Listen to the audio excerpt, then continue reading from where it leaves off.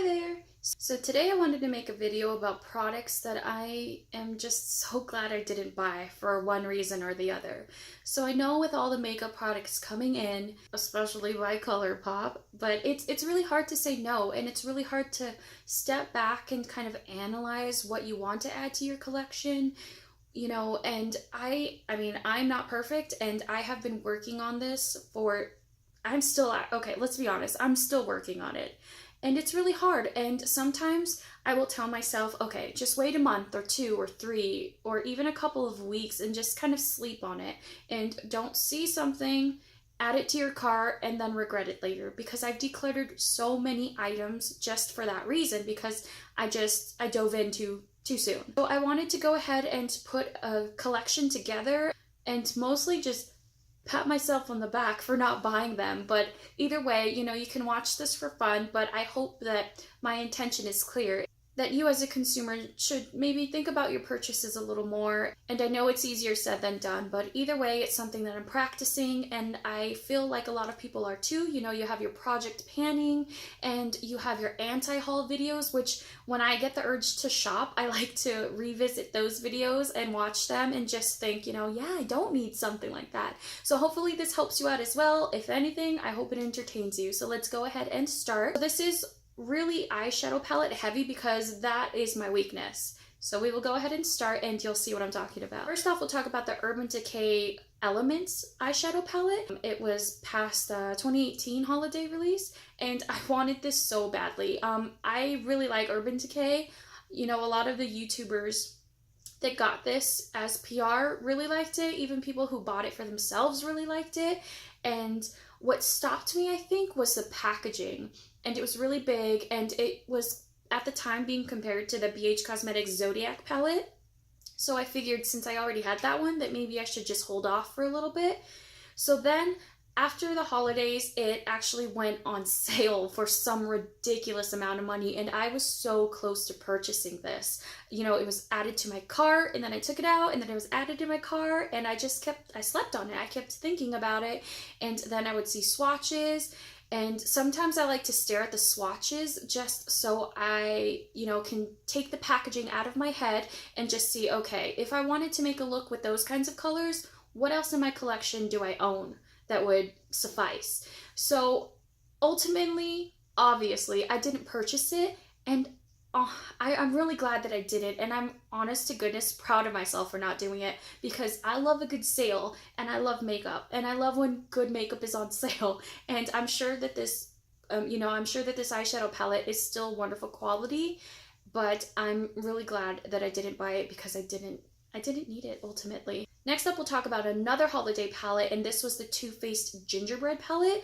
This was out of stock before I could even think about purchasing it, but I really wanted it. It was really beautiful. It kind of reminds me of the Sweet Peach palette, which I already owned, so that's why I kind of just didn't hunt it down, I mean, even in stores it was sold out. But I'm so glad that I saved the $49 that it costs, because I have the Sweet Peach palette already. There's nothing absolutely remarkable about that color story. It's beautiful, but it's not unique. So I'm glad that I saved my money, and honestly, nobody even talks about it any longer, so there you have it. Okay, so another palette that I want to talk about is this Lorac palette. So every holiday, Lorac comes out with a Mega Pro palette, and I own Mega Pro 4, which is really nice, and I got that one on sale. So I kind of just held back and assumed that this one as well would go on sale, and it didn't. I know it was a blush palette that went on sale, and I wanted it, but I didn't go to the store to get it. Didn't want to make a $50 online purchase. Whatever, either way, I didn't get that, and I'm okay with that as well. But this specifically, I slept on it because I know I didn't need it. I just wanted it. But I can now say, after the holidays, I'm okay with not having it in my collection because it kind of looks similar to like a Vice palette that I own. And I rarely use that one either, so glad I didn't get this one. So here is another palette that I truly wanted, and I had to talk myself down from that ledge. This is the Jeffree Star Cosmetics Thirsty palette. So it was, when this was released, these colors were everything that I wanted at the time. I like to get Jeffree Star Cosmetics on Beautylish because they have like that flexible payment plan, and it makes me feel a little less guilty about purchasing makeup in large amounts. But anyway, so I wanted this one, and then it was sold out, and then it came back, and I just haven't put it in my cart since. And I can honestly look at it today and think, yeah, you didn't need that. It's a $48 palette, so I'm really glad that I saved that money. And I think it's in stock now. If it isn't, I don't care. I don't want it. So since we're talking about Jeffree Star, we might as well talk about Kat Von D, right? With Kat Von D, I love her packaging. You know, if you don't like her as a person, you truly can't deny her talent as an artist. And she has some amazing packaging, and that's what drew me to her Kat Von D cosmetics line in the first place. So with Kat Von D, I'm really, really happy that I didn't pick up 2 palettes. And there is the anniversary palette, which I wanted so, so badly, and I kept telling myself, don't do it. Don't do it. And it turned out that it got really crappy reviews, and I think I dodged a bullet with that one. And then next up here you see the Fetish palette, and this even went on deep discount, and I still didn't want it just because, you know, by the time it went on sale, I was just kind of over the hype of something new. So I'm super glad that I didn't buy it, because I'm sure it would be something that I would just shove away and not want to use. And which is weird for me because I really like her eyeshadows, and I have a few in my collection that I really love to use, but this one just wasn't for me, and I didn't know at that time because I was just so blinded by new, you know? So I stepped back, thought about it, I didn't purchase it, and I'm so glad that I didn't purchase either of those 2 palettes because I know I would have regretted it. Alright, so next we will talk about this Morphe and James Charles palette. Okay, don't laugh at me, but I really bought into the hype, you guys. I wanted it. I thought it was really beautiful. I like Morphe. You know, some of their shadows, like I own the Jaclyn Hill palette, and I'm really, really happy with the quality of that. This one, I honestly just liked it because it just all the pretty colors. I mean, there's nothing else. There's no way of sugarcoating that, you guys. I just liked it because there were pretty colors, and the price was decent. I mean, Morphe Cosmetics is decently priced. But I'm so glad that I didn't buy it, and I'm not even subscribed to James Charles just cause, I mean, I think he plays to a different audience, and I'm not in that audience, you know what I'm saying? And I'm glad I didn't buy it. So next we'll talk about Lunar Beauty. When I first saw this packaging, I was just like, holy crap, why aren't more people doing this? Because if you don't like Manny MUA, you can't deny that this is beautiful packaging. And I know it's called the Goddess palette, and Medusa wasn't a goddess. I understand this, but okay, for the sheer fact of being aesthetically pleased, I wanted this palette, and then it opened up and I didn't want the palette. So I've heard the quality of this palette is really good, but I don't need it. And honestly, it looks just like the Colourpop Disney palette that I have, and I'll show you. So here's a palette that it kind of reminded me of.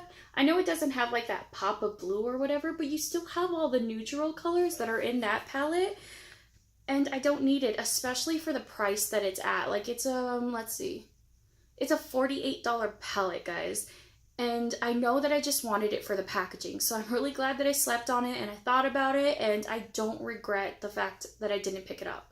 If you checked out my first Will I Buy It video, I talked about wanting the Hourglass foundation, and I was so very, very, very convinced that I was going to buy it if I would have sampled it and then liked it. Just because, you know, the hype of this foundation stick was really great. Even people with oily skin like myself, I was very excited for it. And I mean, even with the price that was up there, I still wanted it. I still really, really wanted it. But then the reviews came out, guys, and it didn't live up to the hype that was built around it. And that was just sad. But either way, I'm glad that I didn't, you know, purchase it just to have to return it. That's why I like sampling.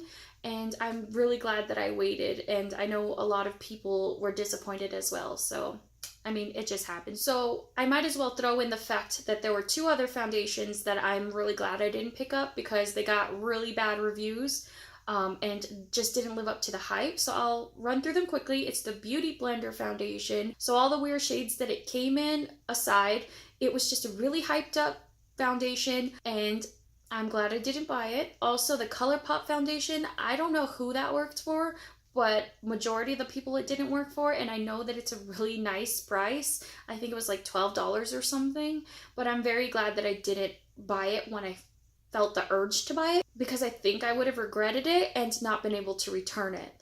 Also, along with the Colourpop foundation, I don't regret not buying the powders, because I've heard they don't really do much for oily people. And of course I could try it myself, because if it works for one person, it doesn't mean that it's going to work for another, and vice versa. But still, I'm really glad that I didn't pick it up, because when it first got launched, I think I was just excited for the fact that Colourpop had a foundation and a powder and, you know, just face products in general. But now that urge has died down and I don't want them anymore. So 2 concealers that I really wanted, and they have yet to live up to the hype. I haven't seen anyone who's completely in love with them.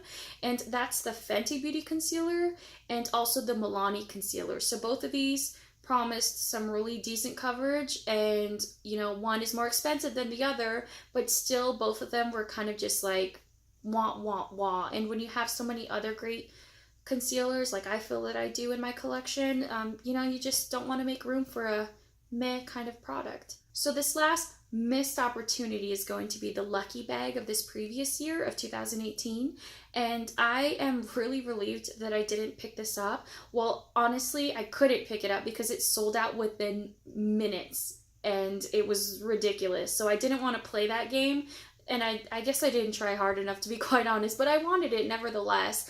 And I'm glad that I didn't pick it up, because a lot of people were very disappointed in the bag, and they didn't feel that they received their money's worth, or they didn't receive the worth that was promised to them, if that makes sense. And everyone's different. You know, I'm sure some people were happy with their bag, but majority of the unboxings that I saw on YouTube, they weren't really excited. And so instead of watching those videos in awe and with watching in pure jealousy, I was kind of relieved that I didn't get it. And that just goes to show that with mystery bags, you know, you're taking a huge risk, and that's just something that I need to think of next year when all these bags come up again, because I want to try it at least once in my life, just once, just, you know, to scratch that itch. But I don't know, I think I kind of just lucked out not getting the lucky bag. I know that's cheesy, I'll stop. So that's going to be the last thing I'm going to talk about today. I hope you are having an awesome day, guys. Thank you so much for giving me your time,